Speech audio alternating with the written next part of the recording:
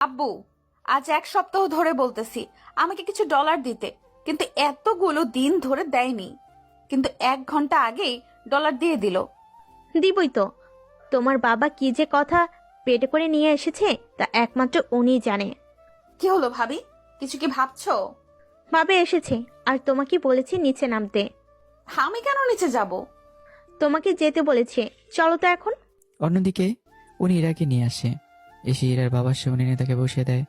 তারপর উনি নিজের কথাগুলো এক এক করে বলতে থাকে। সবটা শুনে বাকিরা তো অবাকই হয়। এটা তুমি কি করলে? সত্যি আব্বু, তোমার থেকে এরকমটা আশা করিনি। সত্যি আপু, আপনি ইরার মত না নিয়ে ওর বিয়ে এভাবে একটা ছেলের সাথে ঠিক করে নিলেন। ইরা তো ছেলেটাকে এখনো দেখলো না, না দেখে বিয়ে করে নিবে নাকি? না দেখার কি আছে? তাছাড়া আমি নিজে ছেলের সাথে কথা বলেছি। তা আব্বু, তুমি তো জানোই আমি কিরকম ছেলে পছন্দ করি। যদি ওই রকম হয় তাহলে আমার কোনো আপত্তি নেই। তুই যেমনটা চাইছিস তেমনটাই হবে। তাহলে আমি রাজি। তা ছেলের সাথে আমি তাহলে দেখা করে বাকি কথাগুলো বলে দিব। ছেলের সাথে কথা বলার কি দরকার? আমি তো বলেছি কথা। উফ বাবা, ছবি তো দেখালে না, কিন্তু নামটা তো বলবে। ওর নাম ফারাজ হোসেন আকাশ। তা ছবি দেখাও তো আগে। এরপর ছবি দেখার পর বাকিদেরও পছন্দ হয়। ছেলে কি করে, পরিবারে কে আছে, এ নিয়ে কেউ আর কোনো প্রশ্ন করেনি। কেননা ইরার বাবা যখন নিজে পছন্দ করেছে তখন উনি ভালো ছেলে দেখেছে, এটা সবাই মেনে নিয়েছে। এদিকে উনি আমার জন্য আপাতত একটা থাকার জায়গা করে দেয়, সাথে একটা গাড়িরও ব্যবস্থা করে দেয়, যাতে বিয়েতে আমি ওই গাড়ি নিয়ে আসতে পারি। এদিকে আচ্ছা শোনো, ছেলেটা কি ইরার উপযুক্ত হবে? অবশ্যই হবে। তাছাড়া তোমার মেয়ে যে মেজাজ, ওর জন্য ভালো কোনো ছেলে যে পাবো তার কোনো গ্যারান্টি নেই। পরে দেখিও ঝামেলা যেন না হয়। সেই সব কিছু হবে না। এদিকে মোটামুটি বিয়ের তারিখও ঠিক হলো, কিন্তু এরা আর আমি কেউ কাউকে এখন পর্যন্ত সরাসরি দেখিনি, শুধু মোবাইলে ছবিতে দেখেছি, এর বাইরে দেখিনি।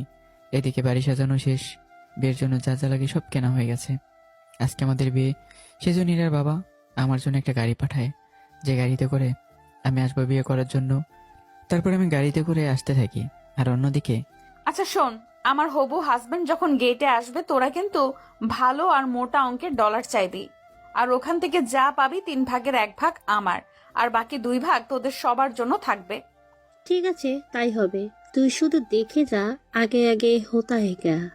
এই বলে রিয়া রিমু হাসতে থাকে। এদিকে বর চলে আসার খবর শুনে সবাই নিচে আসে। একটু পর আমি গাড়ি থেকে নামি। তখন আমার পাশের কেউ ছিল না, মানে আমি তো এতিম, তা ওনারা কেউ জানতো না। কি দুলো ভাই, বাকিরা কোথায়? সত্যি ভাইয়া, আপনার কোনো বন্ধু নেই? আপনি শুধু একাই চলে এসেছেন বিয়ে করার জন্য? ব্যাপারটা কেমন অদ্ভুত লাগছে। আমি কিছু বলতে যাব, তখন ইরার বাবা এখানে চলে আসে। কি ব্যাপার? তোমরা আকাশকে বাইরে দাঁড় করিয়ে রেখেছো কেন? ভিতরে তো নিয়ে চলো। আঙ্কেল, আমাদের আগে পাওনা বুঝিয়ে দিক। কিসের পাওনা? তোমাদের থেকে আগে কি আকাশ কোনো ডলার ধার করেছিল নাকি? আরে, গেটে যে ডলার দিতে হয় সে ডলার চাইছি আমরা। এরপর ইরার বাবা ইশারা করলে আমি 1 বান্ডিল ডলার ওদের হাতে তুলে দিই। তারপর ওরা ওখানে সব কাজ শেষ করে বিয়ের অনুষ্ঠানে নিয়ে যায়। এরপর ওরা চলে যায় ইরার কাছে, আর ইরার বাবা এরপর আমার সাথে কথা বলতে থাকে। এদিকে রিয়া আর রিমুকে দেখে ইরা ওদের জন্য অপেক্ষা করতে থাকে রুমের মধ্যে। ইরার সাথে ওর ভাবিও ছিল। ওরা আসা মাত্রই, দোস্ত অনেকগুলো ডলার দিয়েছে। কত ডলার দিল? বাহ, শ্বশুর মশাই তো দেখি তোমার বিয়ে একজন ভালো ছেলে দেখেই দিয়েছে। তাই দেখতেছি। তা বিয়ের পরে আবার আমাদের ভুলে যাস না। তোদের ভুলবো কেন? এই যে ডলার আর হাজবেন্ড পাওয়ার পরে ভুলে তো যেতে পারিস। তেমনটা কিছুই হবে না। আচ্ছা, কাজী কি এসেছে? তোর দেখি আর দেরি সহ্য হচ্ছে না। তার বলতে কিছুক্ষণ পর কাজে আসলো। দিনমোহর নির্ধারণ করে বিয়ে পড়িয়ে কাজে চলে যায়। রেস্ট করার জন্য আমাকে একটা রুমে এনে রাখা হয়। ওখানেই ইরার বাবাও ছিল।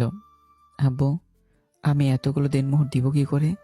আরে, তোমাকে কেউ কি বলেছে দেনমোহর দেওয়ার জন্য? কিন্তু আপনার মেয়ে যদি দিনমোহর চায় তখন কি করব? কিছু একটা বলে সময় চেয়ে নিও, বাকিটা পরে আমি সামলে নিব। ঠিক আছে, তাই করব। আমি কয়েক ঘন্টা পর এরা রুমে যাই। আসলে আজকে বাসর রাত এরার বাড়িতেই করব, সেজন্য রুমে নিয়ে আসা হলো। রুমের মধ্যে ওরা কত রকমের হাসি তামাশা করতে থাকে আমাকে নিয়ে। কিছুক্ষণ পর আচ্ছা, অনেক হয়েছে সময়, এবার চলো আমরা নিজেদের রুমে যাই। ওদের এবার একা থাকতে দাও। এরা তুই ভয় পাস না?